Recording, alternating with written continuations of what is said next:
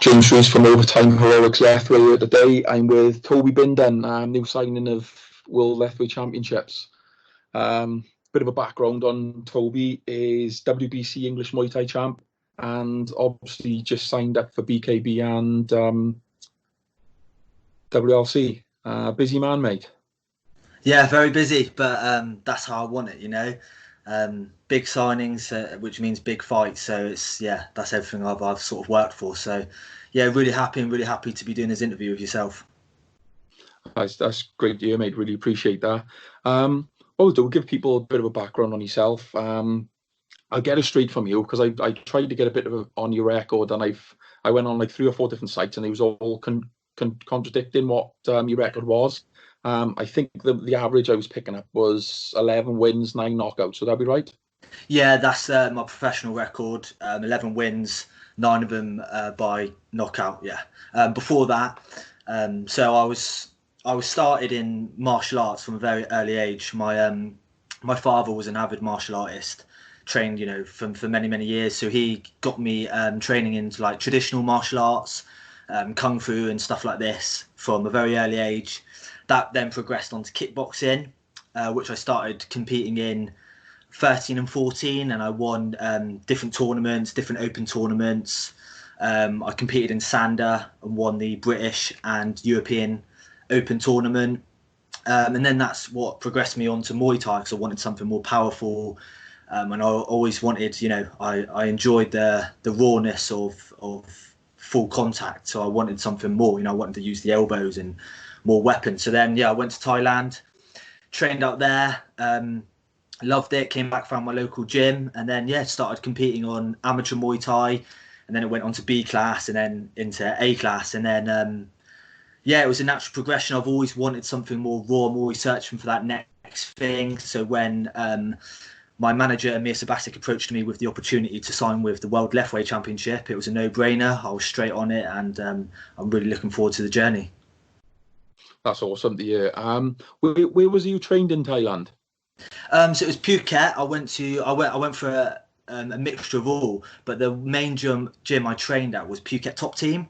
And one of the main reasons was at the time there was a fighter called Cyrus Washington there, and I loved his style of fighting. He's very good. He had a lot of spinning back kick knockouts, and he was just amazing to watch. So he sort of drew me to there, and when I actually trained with him over there, so it was a great experience. And I really enjoyed that gym over there. Yeah, really good gym. I've actually had some interaction with Boyd recently. That's it, Boyd Clark. He's the Boyd Clark, a really good guy. So it's obviously a really good reputation gym. You didn't just go to any old gym. You went into one of the top gyms in Thailand, probably. How do you feel that helped you as a fighter? I felt good. When I first went out there, the first time I went out, I was 18. And obviously I'd done more sort of kickboxing and Sander, and that was my first experience with Muay Thai. So when I went out there, it was great because it was all powerful and a lot of power technique. So it really changed my game a little bit more. So it was good because I was learning again. I was learning clinch, I was learning elbows. So it was fantastic. It just opened up my mind to a whole new world. But the Thais loved me. They really took to me. They loved it because I was very committed. I was at all the sessions. I was at all the runs. I trained like a Thai. Like they beasted me, and I just got on with it. So they really took to me, and I took to them. I loved it. And then obviously I came back and I joined my local Muay Thai gym, and ever since then it was that was it. Yeah, so tell us a bit more about your very high knockout rate. What do you attribute that to? So obviously my professional record is 80%, which I do boast. But like before that, even when I was 14 in kickboxing, I was stopping people all the time in the first round. I've always had naturally fast, powerful hands, and I always trained boxing as well alongside this. And I just think from a very early age, being trained in martial arts, I developed power very early. So then when I've done like specific strength and conditioning alongside having natural power, it's enhanced it. And the way I fight with aggression and ferocity, that's the way I want to fight. I want to come in and I want to knock my opponent out, and that's always what I want to do. But yeah, I just put it down to natural sort of fighter instinct and natural power ability. Yeah, I mean, the whole basis about behind your fighting style and of specifically going in there for that knockout suits you down to the ground with Lethwei, really, because I mean, obviously, there's no judges' decisions going on there. So I mean, the main object there is you want to knock that other guy out. Yeah, that's it, and that's why it was such a no-brainer for myself to go to Lethwei, because it's a fight. You win by knocking the person out, and that for me is, I don't like it. I've lost fights where they've just outscored me and they've been really technical and fair play.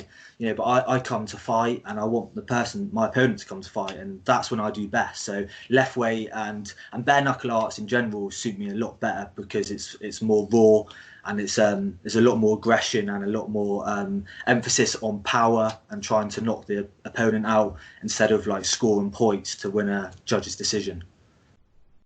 Yeah, so obviously, as I mentioned before, you obviously signed on with BKB as well.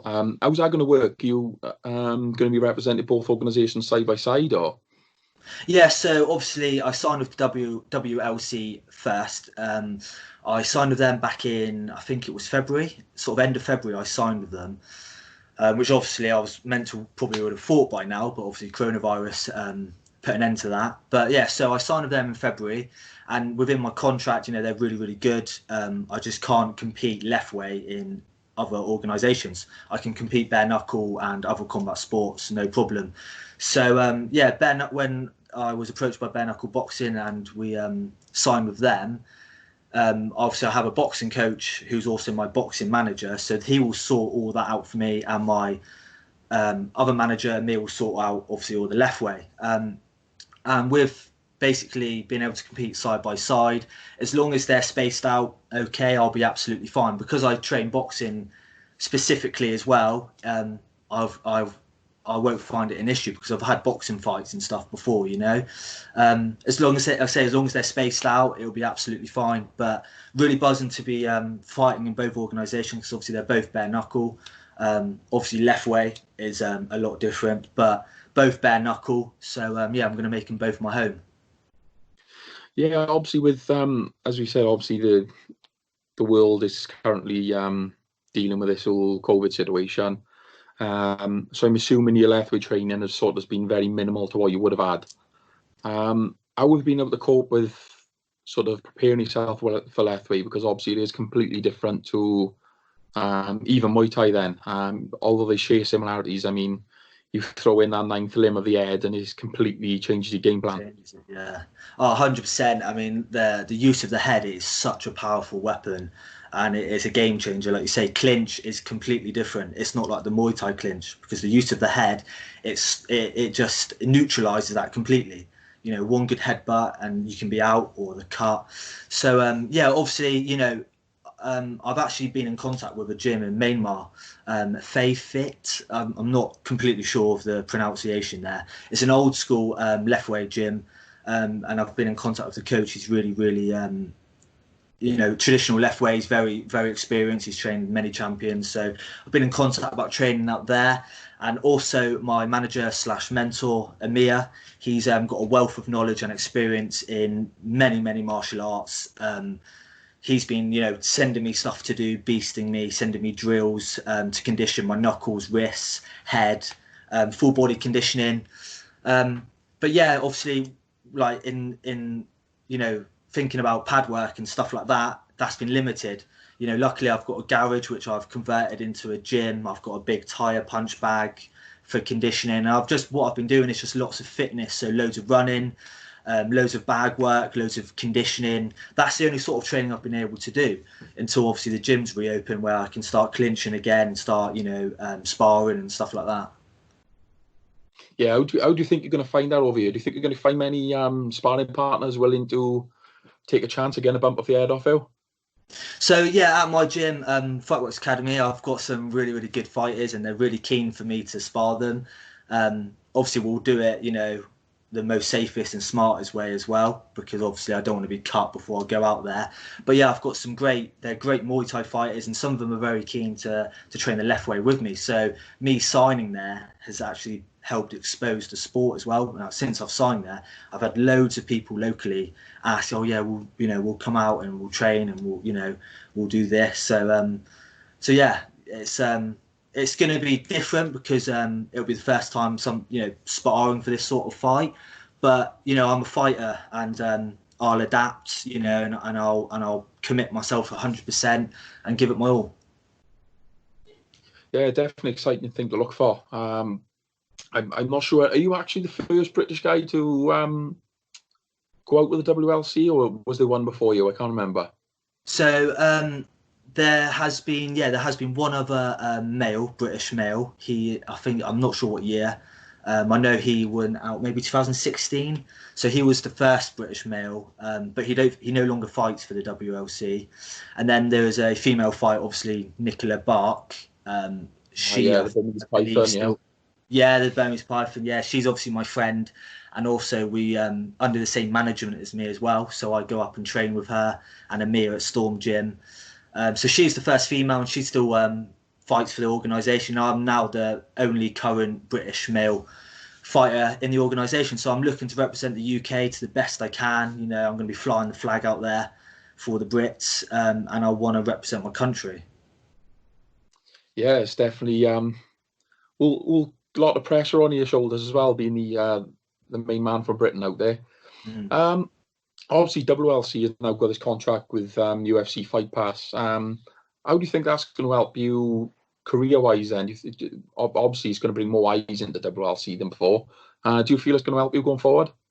I think it's going to be amazing. I mean, obviously, when I signed there and I saw UFC Fight Pass have a contract and broadcast all their events live, and that's to so many countries. There's so much exposure. It's going to be, one, amazing for the sport, two, amazing for the promotion WLC, and three, amazing for the fighters.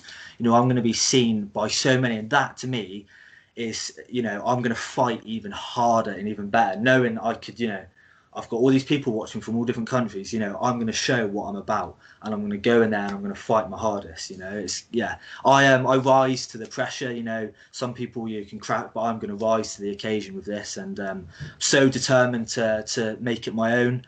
My mindset at the moment is unbreakable. So I just can't wait. Oh, that's always great to hear.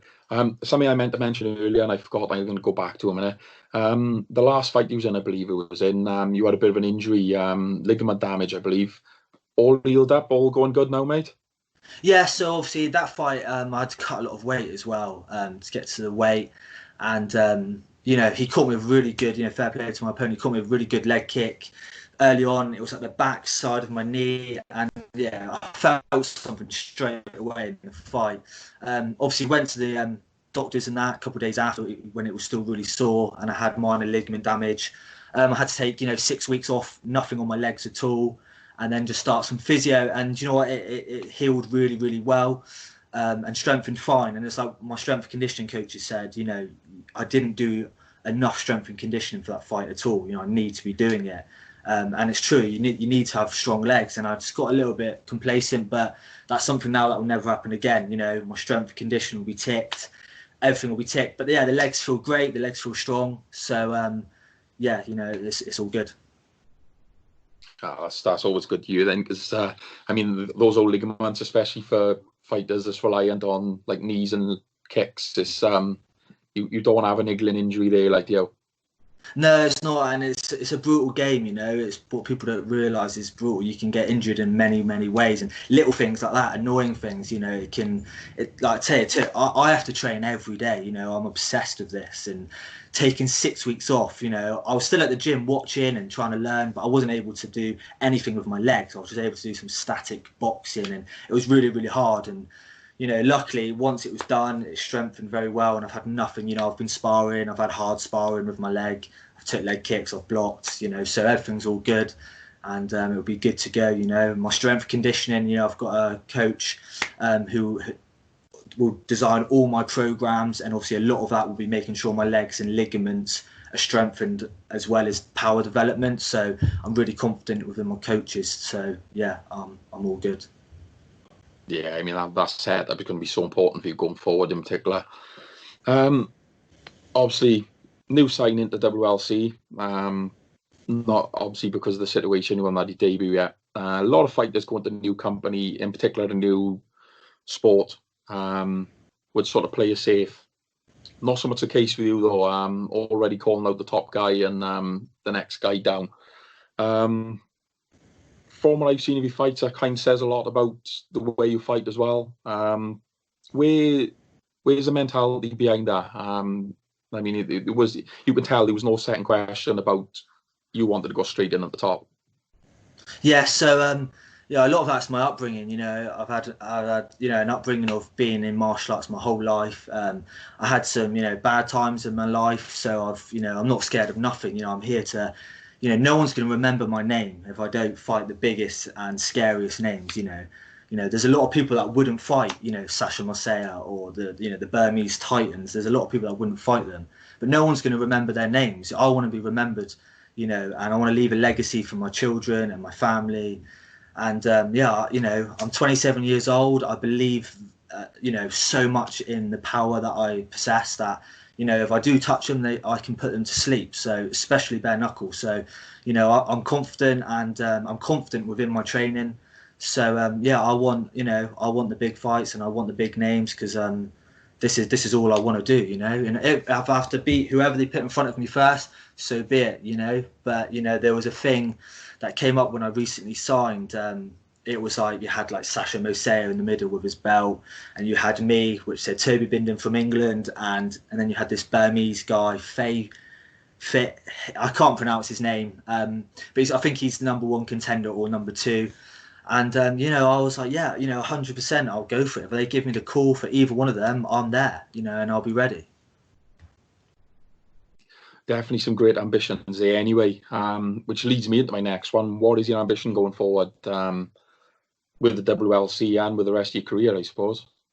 So yeah, obviously I'm focusing, signing with WLC and BKB. All my focus is on bare knuckle. So they're the only two promotions now that I'll be fighting for, and I'm going to put 100% effort and graft into each one of them.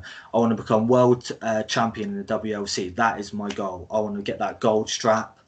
And that's what I want to do, and I want to represent the art of 9 limbs to the best I can. I want to help promote it. Look at Dave Leduc, for example, and all the good things he's done and been able to do. That's what I want to be able to do as well. I want to, because still some people are a little bit naive to Lethwei, but it's getting so much bigger, and people are realizing that it's such a great art, and it's actually, bare knuckle is actually safer than gloved combat sports in a lot of ways. You have to be more technical with your punches. You can't just swing shots or just cover up. You have to use head movement, parries, and different defenses. So that's my goal, is just to represent the arts the best I can and get those world titles. Yeah, I mean, obviously you get that belt. You're the pioneer for British Lethwei. Straight off the bat. I mean, you're the name everyone's going to know.